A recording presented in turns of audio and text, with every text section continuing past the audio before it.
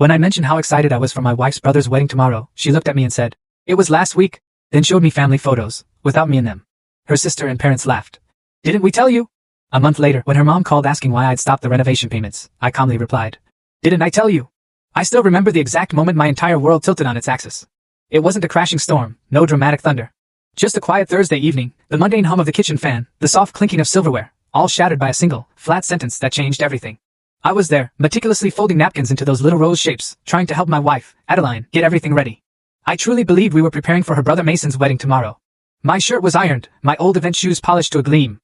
"Excited for tomorrow?" I asked, my voice gentle, probably a little too hopeful. Adeline just blinked at me, her gaze utterly devoid of understanding. Then, a slight tilt of her head, eyes narrowing as if I was the one who'd lost my mind. The words came out, flat as a prairie road. "It was last week." My stomach dropped. I waited for the smirk, the usual sarcastic jab that followed her pranks. Nothing. Just that unnerving blankness. She grabbed her phone, tapped the screen, and silently handed it to me. And there it was. Proof. Mason and his bride, Lucy, under a wooden arch, draped in white roses and soft, twinkling lights. Guests laughing by a lake, raising glasses. Mason's best man, her cousin Jace, wiping away tears. The photographer had captured it all, every joyful, intimate detail. And then, there was Adeline. My wife. In a deep emerald dress I'd never seen, hair perfectly curled, makeup flawless, smiling like she was exactly where she belonged.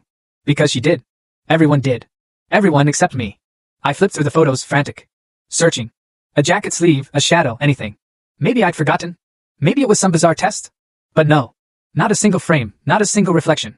I slowly set the phone down, my throat dry, my breath caught somewhere deep in my chest. I looked at her, desperate for an apology, an explanation, anything that felt human.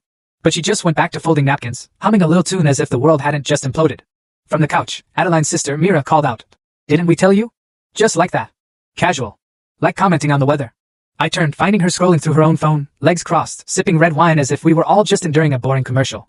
Her mother, Deline, was right beside her, and she let out a full-bodied, guttural laugh that made her shoulders shake. "Oh goodness, I could have sworn we told you." She wheezed, pulling a tissue from her sleeve to wipe her eyes. No one said sorry. No one even looked remotely concerned.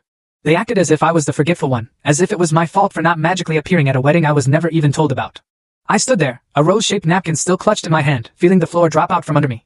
Everything else faded, the hum of the fan, the clink of wine glasses, even the rising tension in my jaw. It was just me, paralyzed by the shocking realization I had become a stranger in my own house. This wasn't an oversight. This wasn't a mistake.